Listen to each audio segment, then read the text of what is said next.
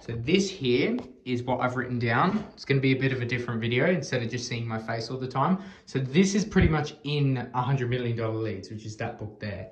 But I wanted to flesh it out just so everyone really gets an understanding of what exactly my process is of putting all the study together for each ad. So we've got three key components here. So we've got call outs, which is basically the hook, the first 3 to 5 seconds. We've got value elements, which is basically the bulk of the ad, the middle bit, but it can flesh into either first part and second part. And then the third part here is basically call to action, you know, the button, clear direction of where to go, shop now, learn more, book an appointment, whatever it is for your business. Anyway, related to the supplement industry, because that's what I'm doing, this is pretty much my process based off the frameworks given. So when looking at call outs here, the hooks, we want to look at 2 key components, and they have different dot points here as you can see, but you got verbal and you got non-verbal. When we're looking at verbal, it's basically the copy aligned with the audio. So you're looking at the first main components that could be the call out that are verbally expressed to be able to get your attention. So it could be something eye-catching, it could be something ridiculous that might actually be related to what you actually enjoy as a target customer. So we're looking at these two really blend together sometimes.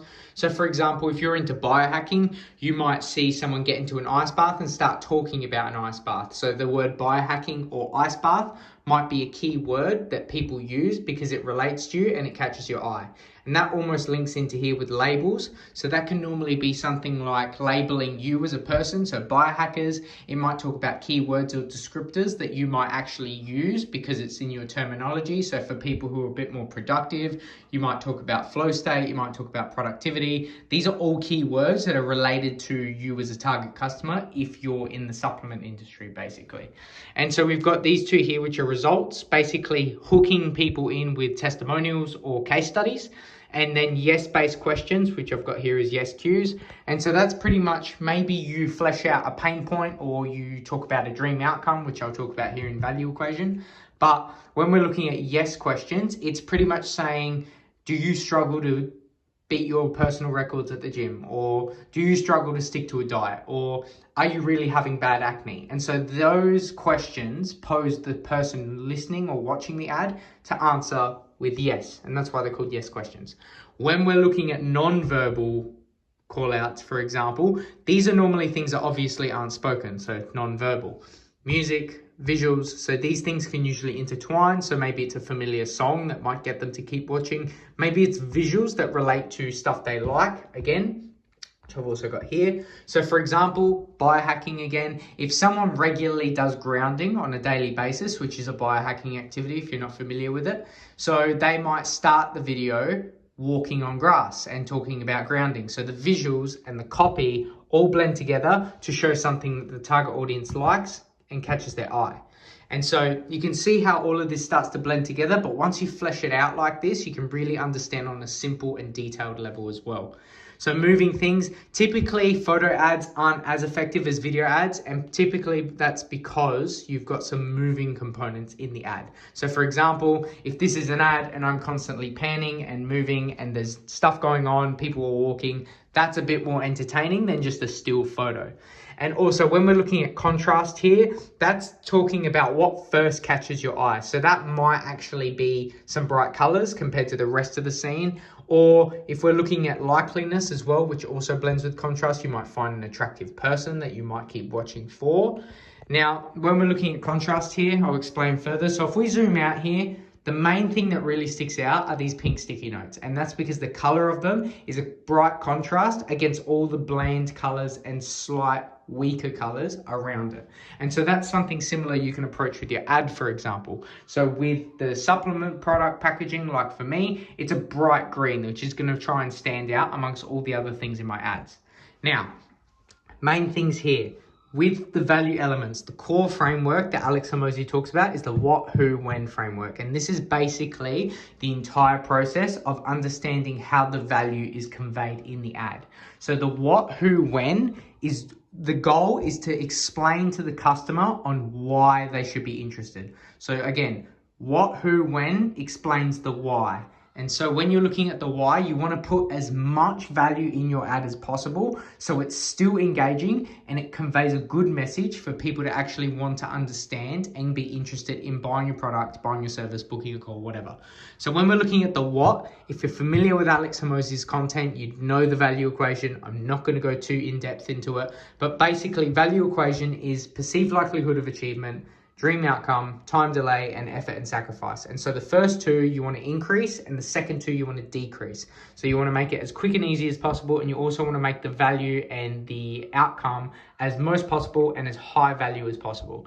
And so when we're looking at the value equation, the what is basically explaining key benefits, showing the destination, showing the journey, but also the destination more importantly. So showing what the benefits will give you. These are the value equations. So maybe it's simple to use, maybe there's less friction, maybe it's very easy just by one scoop, and you also get XYZ benefits that help you increase productivity, boost testosterone, and build muscle mass faster. So that's showing the value equation. Now, when we're looking at the reverse, which both of these become the core 8, but when it's the reverse, it's basically looking at the 4 elements of the value equation and just flipping them. So if we're looking at dream outcome, you also want to show people the nightmare outcome. So for example, if the dream outcome is having higher testosterone than ever, you might actually take the approach of showing the pain rather than the pleasure. So you could sit there and say, imagine watching this ad and then continuing to click past and have forever low testosterone. It's a really rough example, but you get the idea of fleshing out the pain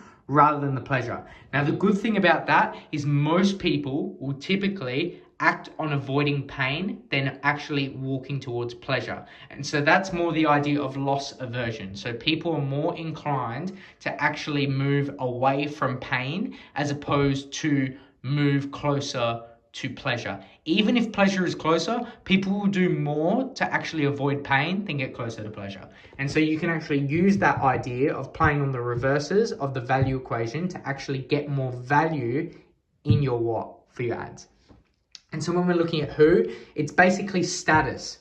The only thing that matters here is status. What benefits of status do you get from taking this product or being with this agency or joining this community? So for example, status might be you now have a supplement that everyone else is jealous of because you're actually excelling so much in the gym.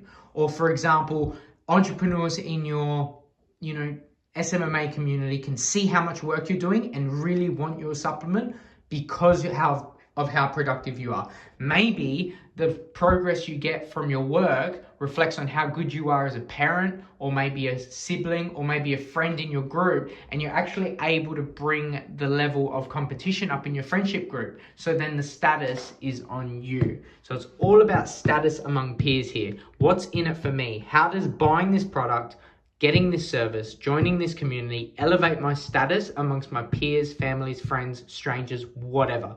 All about status. Now here with when, it's basically timeline of good and bad consequence.